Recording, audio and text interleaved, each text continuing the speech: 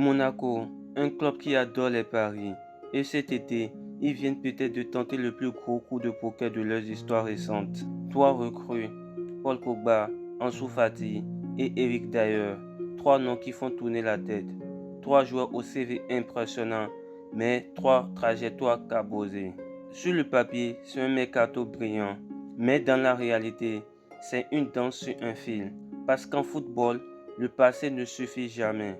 Alors, que cachent vraiment ces scientifiques piquantes? Que disent-elles du projet de Monaco et des risques qu'il prend? Plongeons dans chaque cas.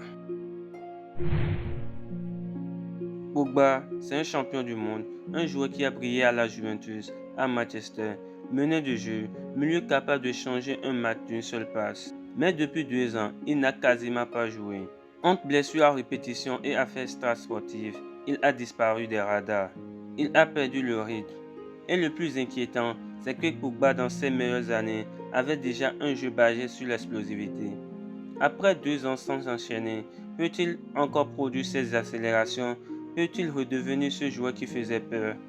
La confiance vient avec l'enchaînement des matchs, mais est-ce que Monaco, qui veut jouer les premiers rôles dans le championnat, aura tout le temps de patience quand les choses ne vont pas bien démarrer?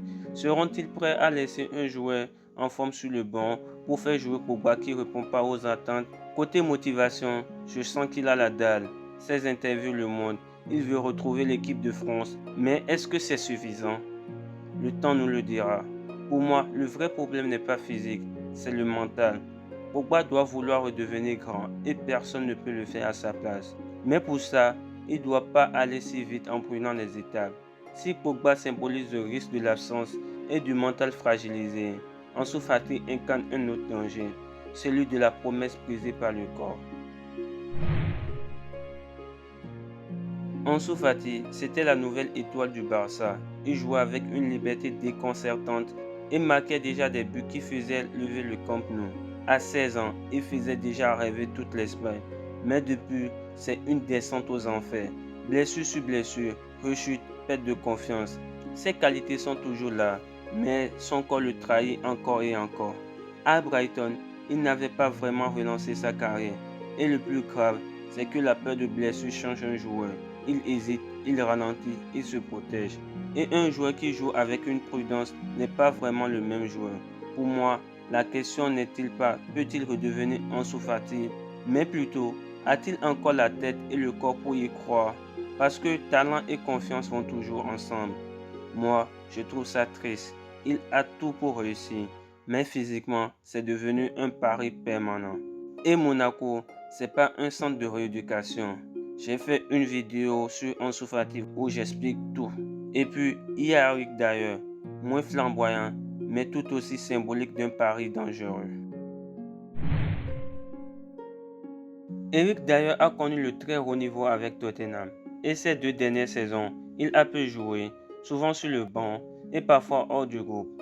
Il a perdu du rythme et un joueur qui ne joue pas perd ses réflexes défensifs, timing, agressivité, lecture des trajectoires. Et à Monaco, il devait vite retrouver tout ça. Sauf qu'à 30 ans et après des mois sans compétition régulière, le temps n'est plus son allié. Moi, je pense que Dyer peut apporter de l'expérience. Mais si tu comptes sur lui comme titulaire régulier, tu prends un énorme risque. Un joueur sans rythme, c'est comme un moteur éteint. Et en Ligue 1, si tu n'es pas à 100%, tu peux vite te faire marcher dessus. Alors, avec ces trois profils différents, mais tous incertains, quel est vraiment le plan de Monaco? Ces trois joueurs, c'est un sacré coup marketing. Pogba fait vendre des maillots. Fati fait rêver par son nom.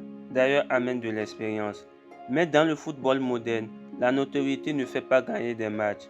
C'est l'état de forme, la confiance, la dynamique collective. Miser sur trois joueurs à relancer en même temps, c'est un coup de poker extrême. Pogba doit retrouver un rythme de compétition après 2 ans. Fati doit enchaîner des matchs en rechute. D'ailleurs doit retrouver son niveau dans un championnat qu'il ne connaît pas. Ce pari peut transformer Monaco en outsider dangereux ou plomber la saison dès les premiers mois. Au final, en signant Pogba, Fati et d'ailleurs, Monaco prend un risque énorme. Un risque qui peut leur offrir un vestiaire rempli de talent, d'expérience et de caractère, ou un vestiaire fragile constamment sur le fil, où tout peut s'effondrer à la moindre chute. Si le pari réussit, il peut viser haut. Mais si ces 3 joueurs confirment leurs soucis physiques et mentaux, ce sera une saison galère. Entre génie et catastrophe, il n'y a parfois qu'un fil. Monaco est en train de marcher dessus. Ces recrutements font rêver, mais le football n'est pas un rêve, c'est une réalité. Dis-moi ce que tu penses en commentaire et je me ferai un plaisir de le lire.